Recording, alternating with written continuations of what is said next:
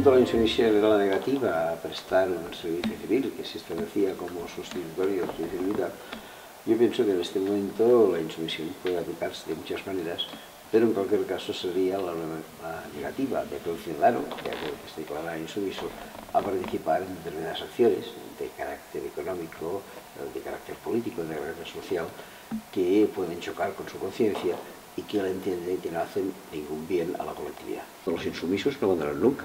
Los que se declararon insumisos al servicio militar aguantaron tiempos indeterminados, con muchos años de cárcel por detrás, y por tanto yo entiendo que hay que hacer estos actos de insumisión, pero hay algo muy importante que la sociedad actual parece que ha perdido, que es perder el miedo. Es una sociedad conservadora, es una sociedad que realmente está siendo muy perjudicada por la crisis, pero que en buena medida todavía no ha tocado fondo y no ha estado dispuesta a renunciar a aquellas pequeñas cosas que tiene, que al final tampoco dan la felicidad, pero que creen que no debe perder. Yo pienso que hay que tener en cuenta que esto no puede subsistir eternamente, que mientras uno todavía se está salvando, hay muchos otros que ya han pasado por el agujero y que por tanto hay que empezar a tomar acciones fuertes al respecto.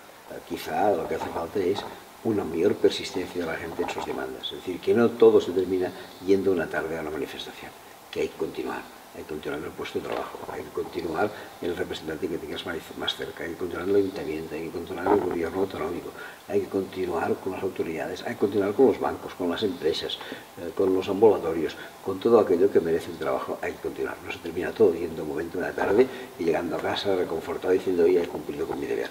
Hay que seguir insistiendo porque hay mucha gente que lo pasa mal y esto no se termina con una manifestación. La izquierda siempre es tan puritana o tan purista, por decirlo de alguna manera, que la que hay en un documento, un manifiesto, 3 palabras que no les gustan, ya puede ser que toda aquella declaración se vaya a hacer gárgaras, cuando resulta que es más lo que une que lo que separa.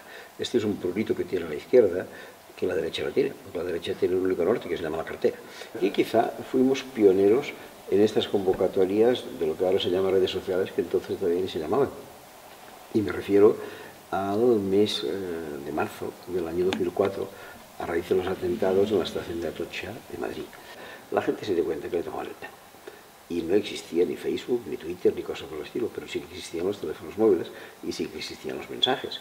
Y recuerdo que aquel mismo día 11, o quizá el día siguiente, día 12, no recuerdo con exactitud, entre los teléfonos móviles empezó a hacer llamados para que la gente se concentrara, pero que estas protestas aumentarán, no hay ninguna duda, porque las medidas que los responsables políticos están tomando son 180 grados inversas a las que deberían tomar, y por tanto la situación empeora cada día. Quizá para los que toman las medidas no, pero para una parte importante de la gente sí. Entiendo que hay que no solamente decir que no nos gusta la situación, sino al mismo tiempo ser capaces de plantear propuestas de futuro.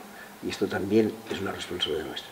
Hay que salir a la calle, hay que decir que aquello que se hace no nos gusta, pero al mismo tiempo hay que proponer alternativas. Nuestra protesta con esta forma de sociedad que tenemos, que no nos gusta y a la cual nuestros gobernantes no van a tener las mínimas ganas de cambiarla, ha de ser compensada por nuestra actuación creativa en los ámbitos. Y aquí se pueden hacer cosas. Que seamos capaces de agruparnos entre todos, porque una persona en solitario puede hacer poca cosa. En tercer lugar, que actuemos sin perder el miedo. Y en cuarto lugar, que seamos coherentes entre lo que decimos y lo que hacemos. Pienso que con esto tendríamos bastante ganado.